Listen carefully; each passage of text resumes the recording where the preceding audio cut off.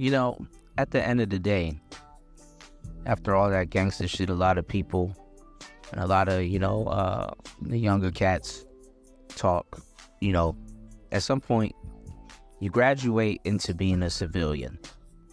And not just a regular civilian, though, I'm not going to make it seem that it's that simple to be a square. But you start to learn that it's hip to be a square, whether you make it or whether you don't make it, you go legit. And, even things that I've talked about here in the space, like I said, you have a lot of people judging things that they don't even live by, creeds and codes that they don't even live by. Now, I know it's crazy. I know you listen to Now That's Gangsta. I know some of you guys are big UGK fans. And I'm not even gonna lie, even myself, it was crazy watching Bun, sit up there and, kind of cry on the stand and, but you gotta understand the legitimacy of the situation. Bro protected his house, he protected his wife, and he protected his assets, What a lot of you guys don't know, even with stand your ground laws and things of that sort, is that when you're a legal licensed gun owner, anytime you discharge your weapon, you have to take the stand. You have to tell what happened. Not even tell what happened, but you have to, explain why you discharged your firearm. Even if you take someone's life, you gotta be able to, explain what happened, for your safety. At this point, so a lot of people are saying that, Bun told and he snitched and he cooperated with law enforcement. I mean, he an old schooler and, he's legit. He has a reason to tell his side of the story. And he spared, dude his life. Now, does he make music or has he made music promoting that lifestyle and stuff? Yeah. But for no reason, don't think that he's not real. I got an interview here that I want to show you guys about, Bun talking about, this incident in a little bit more detail, just to give you more clarity. So, a lot of you younger cats can have a chance of not crashing out doing stupid shit and get bragging rights. A lot of you guys ain't even rappers or know how to articulate yourself over a beat, on beat. So, Buns, let's check it out. On another note, man, when you were just talking earlier about saying, I just want to make sure that I can enjoy this success that I'm experiencing right now. We talked offline about just hip-hop in general, and I wanted to know your thoughts on, did you feel like it was dying literally or figuratively right about now, man? No, I mean, hip-hop as an art form and a culture is at the highest level it's ever been. Yeah. The artists are more able to be rewarded for their talents now than they've ever been. You don't have to sell as much music to make money. Yeah. It's just a lot easier to profit from the art. It's a lot easier to find your fan base. You know what I'm saying? So finding success and being successful in hip-hop, it's not a problem. It's actually as easy as it's ever been. It's enjoying the shit is the problem. And I think people like to say, man, look at all this violence in hip-hop, and it's not violence in hip-hop, it's violence outside. Yeah. You know what I'm saying? People hungry outside, you know what I'm saying? People trying to get it. And when how can I explain this? When you're a thief, let's say you and your boys in the car. I'm in Atlanta, so you'll understand this. Let's say we 4 deep in the car and we looking to break some windows and get some shit. Yeah. You know what I'm saying? You're not trying to break in Ford Explorers. You're not trying to break in Honda Civics. You know what I'm saying? You're looking for Benzes, Beamers, Rovers. If you're lucky, some Phantom, somebody went to Chick-fil-A or something, you catch them slipping right quick. Well, the same thing if you're looking for robbery. You're not trying to rob the trash man, the janitor, the chef. You're trying to rob somebody that got some money. So that's why they follow store owners home. And they don't follow black store owners that they know got their work. They tend to follow Asian store owners, Indian store owners, people that they know don't live that type of lifestyle. You know what I'm saying? And probably won't have that. Now, I'm not saying all of them ain't, because some of them out there give you that work if you want it, depending on where that store at, they know what they're doing. But people assume that those people are easy targets, following people home from the bank with big envelopes in their hand, that type of thing. And then look at hip hop. What are we? We walking targets. You know what I'm saying? They ain't even got to wonder if the money is on us, because the jury hanging from the neck and the wrist and the fingers. You know what I'm saying? And a lot of us like to prove that we can move around here a certain type of way. But you don't see these businessmen and these CEOs moving around loose like that. And that's what you got to recognize, man. You are, I tell people all the time, you the man, you the band, and you the brand. You're everything. You know what I'm saying? And you just got to understand that you're not just responsible for the people in your company and the family you got at home. You're responsible for yourself too. You know what I'm saying? And you got to be very careful how you move out here. He is a target. And basically, you know, for a lot of people that's questioning his gangster, he basically walked you through the mindset of a thief or somebody that's willing to take. One of the problems with today is that the crimes are more complex. You know, they're more based on trust, in a lot of cases, more than ever. One of the things that I've talked about is, you know, even the concept of Uber. Growing up, we were told, don't trust a stranger. And nowadays, more than ever, we trust strangers, you know. Bringing somebody home from the club used to be a big thing, you know, because they're a complete stranger.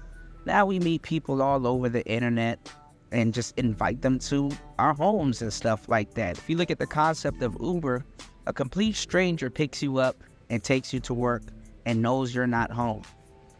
Things like that. A complete stranger brings you your food. So in this case, what happened with Bun B, the criminal basically, I guess, pretended to be a Amazon package delivery guy, and once his wife opened the door, he forced his way in, you know, which is a little bit different than the nature of what he's talking about. But I'm glad that he went over the concept of understanding that he is a target and he is somebody transitioning back into being a civilian, and that, you know, he is a businessman and even a professor. So, you know, he understands that he has to move differently.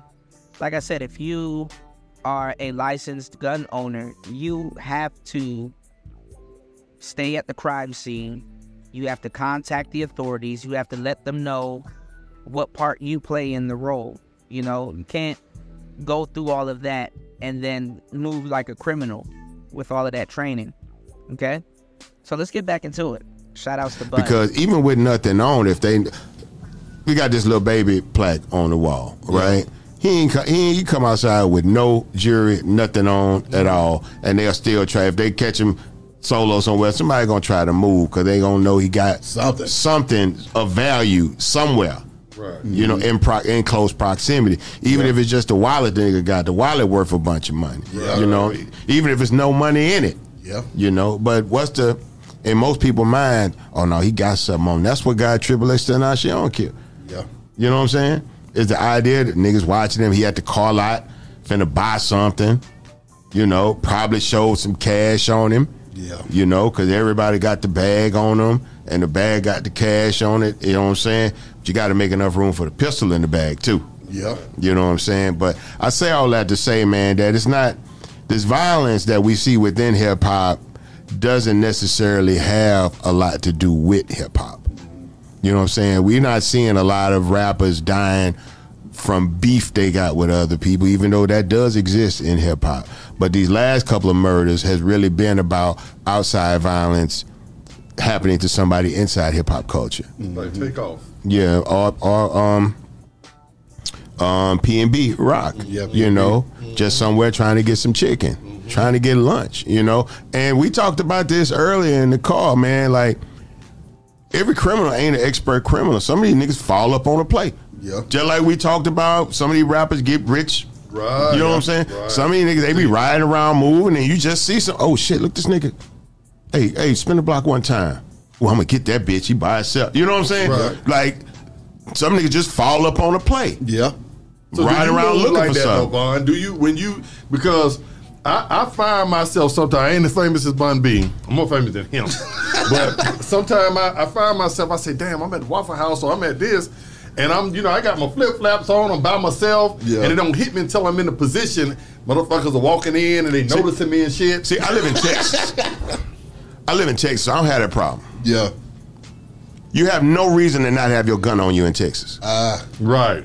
Unless you're a felon. You have, So the law has switched here too now, right? It has switched here now. At the top of the year, I think it was 13 more states that where you can conceal carry without a license. But in Texas, it's always been like that, right? So there was never a reason for me to not have a gun on me in Texas. There's absolutely no reason for anybody that feels like they have something they need to protect or something that people might want to take. There's no reason for you to not have a gun. Right. Unless you really just terrified at the thought of having to shoot somebody. And shooting somebody ain't cool.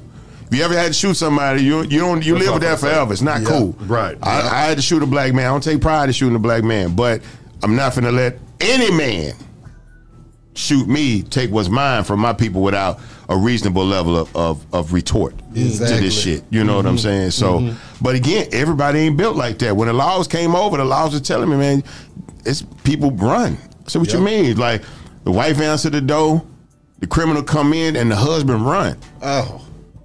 That shit hurt my heart. Yeah. I didn't understand that. Yeah. I didn't understand that. You got a whole family.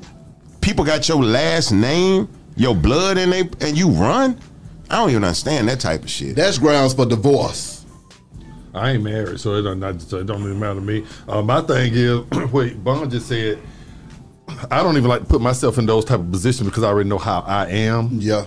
And so I've been on kill the nigga on accident. Because, All right, so if you pay attention to what's being said, you can see how easy it is to get caught up and find yourself in a homicide or a murder that takes place in your house. So the thing is that when you own a gun license, it's your responsibility. You're basically taking a responsibility in the first place. That's how they're going to look at you.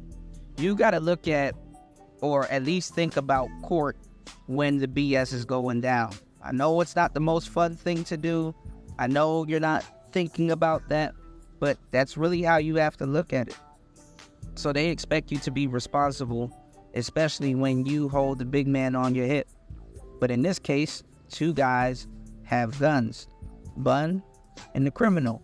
But it's very easy to get wrapped up if you don't know the laws and you're in a stand your ground state, even if you're in a stand your ground state.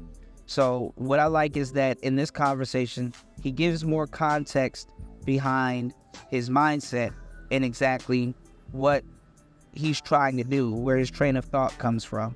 So let's take a listen. by mother looking and moving a certain kind of way around me. There's a lot of responsibility with carrying a gun. And when I say there's responsibility with carrying a gun, it's because you got to know when, where, and how to use it. I shot a nigga on my property because I knew legally I could. The nigga left the property. I chased the nigga down. I knew I couldn't shoot him away from my property because now I'm the aggressor. Exactly. I'll catch the case. Right. Yep. You know what I'm saying? So you got to know when and where to use a gun. You can very easily overreact with a gun too. Yeah. Right. Because if you know you got a gun on you, you typically not about to take shit off nobody. Right. You know what I'm saying? Right. And if you end up in a situation where you're not trying to take shit off nobody, and you realize as the confrontation gets more critical that if we just throw hands, this nigga might whoop me. Right. You know, and I got my gun on me. The nigga could whoop me and take my pistol from me because that happened. Yeah. It happened. Yeah. Yeah. It happens all the time. Motherfuckers get shot with their own gun. Yeah. Because they carrying a gun and that they not ready to use. Just get robbed, my nigga. Just get robbed. If you ain't about that life, don't have the shit, or when it happens, just get robbed. Don't have no gun on you you're not ready to use. Don't point a gun at somebody you're not ready to kill. Period. Nah, I feel that. I feel like this is street 101, but you'd be surprised how many niggas don't know this type of shit. People don't know the law, Brad. Let me tell you something. The law, it is so true. But like when you said, if it's on your property, it's this small, whether you going to prison or the person is dead. And like you said, when they turned and ran, at that point right there, once he ran off my property, right. You know what I'm saying? Like you said, you chased him down. Had you killed him in the wrong? I had his gun at this point. Yeah, I had his gun. You know, I hit him in the car. He jumped out the car, threw the gun. Please don't kill me. I kicked the gun, and I don't want to get too much deeper. Right. But when my wife came out the door, my wife got scared, and the nigga ran. I got scared for her, and then the nigga ran off, and I said, I'm not gonna let this nigga get away with this. Yeah. And then other shit occurred. But again, I came out there ready to shoot this man. That man shot back. It's by the grace of God I hit him and he ain't hit me. Right. You know what I'm saying?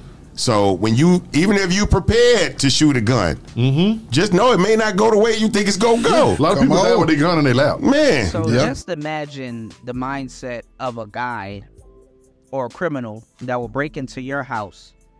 You defend your household and they have the audacity to shoot back. That just lets you know the mindset of where a lot of these criminals, where they at with it. You know what I'm saying? They break into your house and you end up shooting back in defense of your family and your belongings and your things. Okay? So, is Bun a snitch? Absolutely not. He did what any man should, would, and could do to defend his family and to defend his wife. You know what I'm saying? And I think that this video gives a lot of context and more information than the majority of the videos that you will encounter and watch on YouTube. But leave your comments and thoughts down below. Hit the like button. Support the show at $PTV888. We are out. It's Player Talk. Peace. Say you the police. I'm the police. Nigga come in my house and I shot him. Period. End of story. That's Generation Z, baby. Don't argue with Generation Z. They stand for zero.